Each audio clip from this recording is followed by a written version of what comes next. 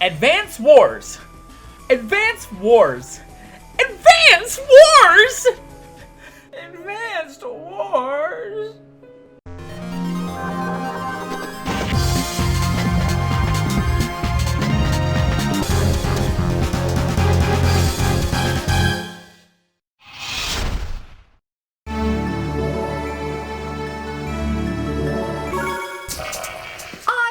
Love the Advance Wars series of games. Ever since a friend let me borrow his copy on a long trip across the state, I've been absolutely hooked. And then the sequel came out, adding in more maps, COs, and gameplay.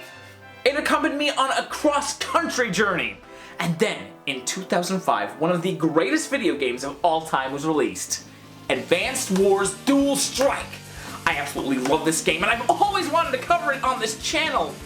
However, my 3DS with recording capabilities, it is kaput. But then, I learned something. Apparently, select copies of the Nintendo DS are playable on the Wii U! Oh, well, that is easily my least favorite thing I have ever seen. Okay, within seconds, it becomes apparent that DS games were never meant to have been dragged, kicking and screaming, and forced onto a single-screen system. However, after a bit of tweaking, I did find a preset that suited the game quite nicely, and I booted up the old campaign. The story? Who cares?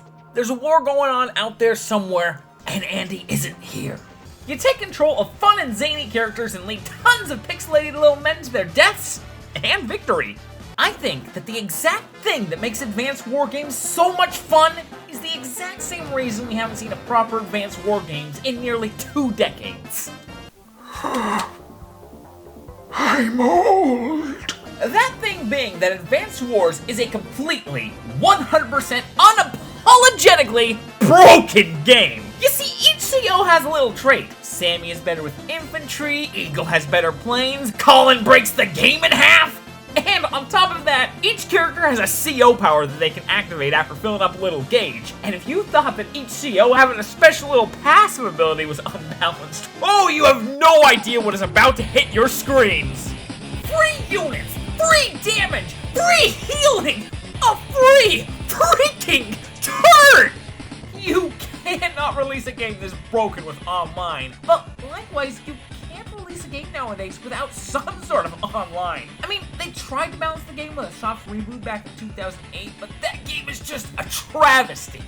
But this game has all the fun wackiness of the first few entries, but since there's a second screen stapled on the top of it, they decided that this game should be maximum broken.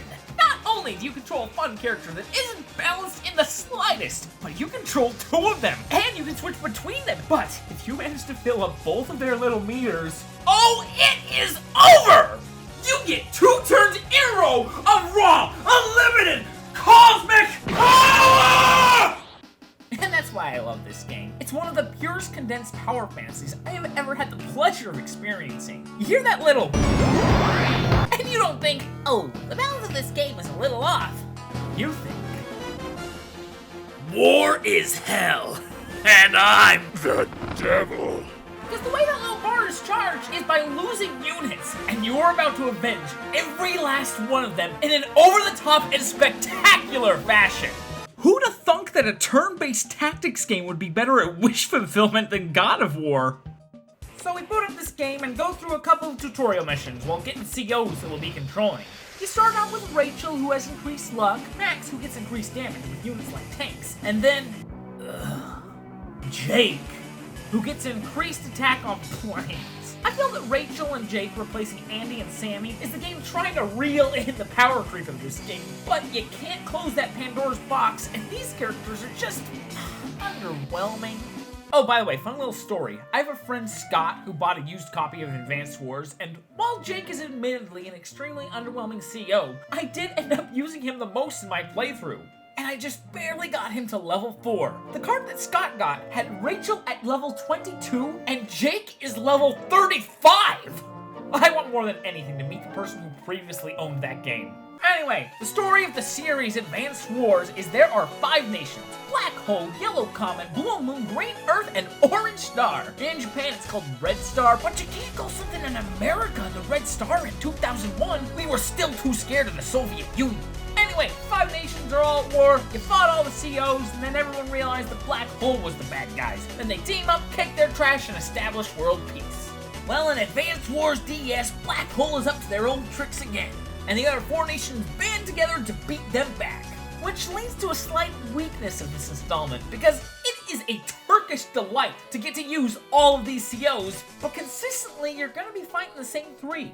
Jugger, the robot, Cole, the Kabuki theater kid, and Kindle, the witch.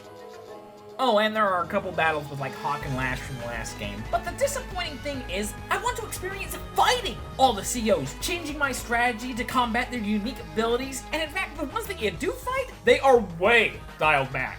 Probably to give the player a fighting chance. Jugger has higher attack while lacking in the defense, and his CO power just compounds that.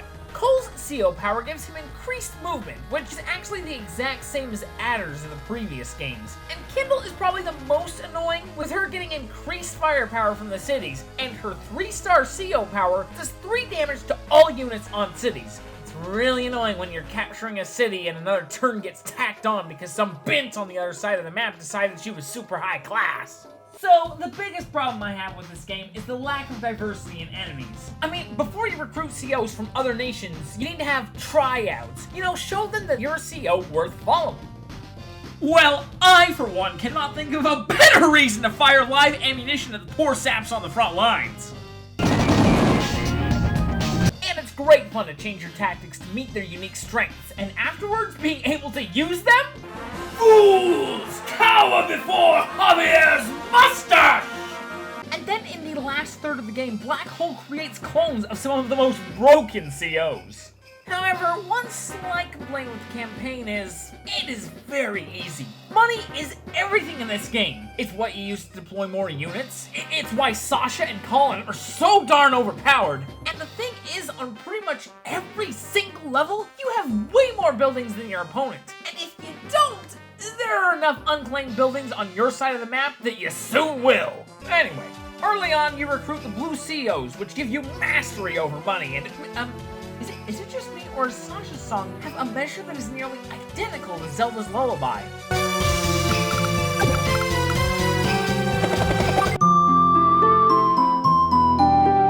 A little later, you get the yellow COs in a battle that shows one of the big selling points on the back of the box: dual screen battles. But the thing is, the first one needs to be controlled by the AI, and they have a nice little surplus of troops that are probably supposed to be sent to the second screen. And the thing is, I left the AI in charge every time. And as long as you give them the troops that are obviously meant for them, they can win it every time. In fact, the final battle was done completely by the AI, and I didn't even need to send troops up to him.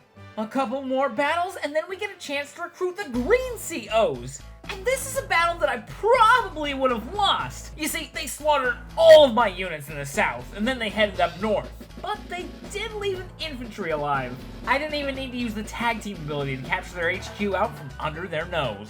I also probably should have lost the next battle. At one point, the bottleneck was broken, and the enemy could have rushed in a bunch of powerful units until they gutted me from the inside. But he didn't. So I returned the favor with a CO tag team Omega Murder. Well, pretty soon we get a couple of my favorite missions. You see, Hawk was poking around in Black Hole HQ, and long story short, he saw something that he probably shouldn't have. And now the rest of Black Hole wants him dead, and Lash too. Which leads to a mission where Lash and Hawk are represented by these 2 units. And you need to keep them protected while killing all the Uzium 238s. But after the battle, Lash and Hawk are now playable characters. So, to any player worth their salt, Hawk is now a playable character. The next mission is one that I still remember 17 years later. It is such a cool concept and has an insane level of strategy to it. So the enemy has a ton of units, but they're all at 1 HP. And this isn't like Fire Emblem where a nearly dead unit can still hit like a dump truck. That 10th of health lends itself to 1/10 of firepower. Should be easy to wipe them all out, right?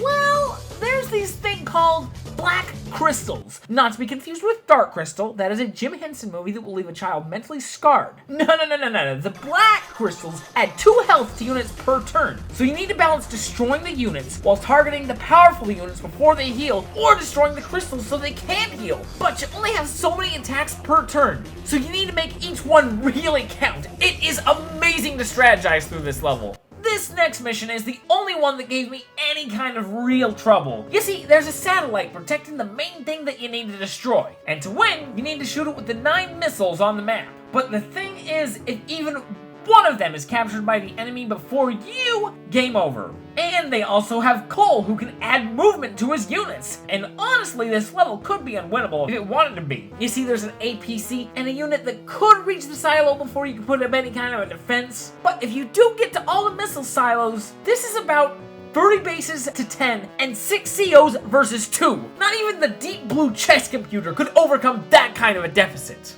And after that mission, you get 4 more COs. Sammy! Infantry Specialist and Fast Building Capture! Eagle! Air Superiority and Double Movement! Crit! Invaluable, Incredible, Indirect Fire Superiority! And Sonya.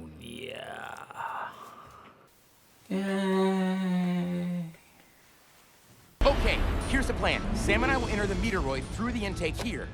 Manny, you and Steve will stay on the plane. How long until the world's destroyed? About 20 minutes. Just before then. What about me, Brent? What do I do? You can be president of the back seat. Oh. The first mission is a snow-covered battlefield against Olaf. The cold never bothered me anyway. And the next level is actually one of my least favorite missions in any video game. It's against Drake. And I think that you're actually destined to lose the first front. So I'm not really interested in beating this level fair and square. I take no pleasure in winning like this. But I take even less pleasure in playing the actual level. So, helicopter, second moment, drop the infantry, switch to Sammy, and capture the HQ in 1 turn. And that alone is why we cannot have a new Advanced Wars game. The next mission has Clone Kanbei, but he's on the second screen, and as previously stated, the computer can handle that screen all on his own, so we don't really get to experience him. And the second to last mission is against Andy, and holy cow, healing 5 HP is super OP! After that, we fight the biggest, baddest guy ever, Von Bolt. Pretty tough mission, but I was able to win using a strategy of mine I call Night of the Living Dead, where basically I just make tons and tons of mech units, and they just charge the front lines with no regard for their own lives. Pair that with Sensei's ability to create free mech units on every single city, and after a while, they will break through, and we will win.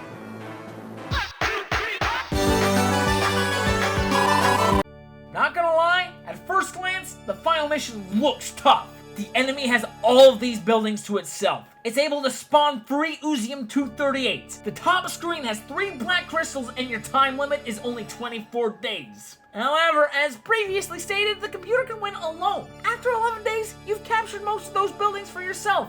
And Hawk destroys all the black crystals and joins you. And would you look at that, we get to use a tag CO power and curb stomp the old man. I have spent countless hours with this game, and I'm so glad that I got to actually play it again for this video.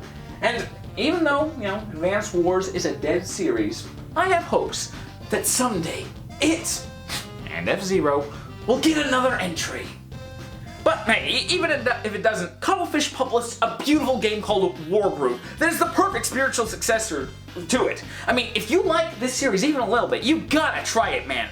And if you haven't tried the Advance Wars series, you've got to find a way to play it, man. It was so much fun. It's a great game.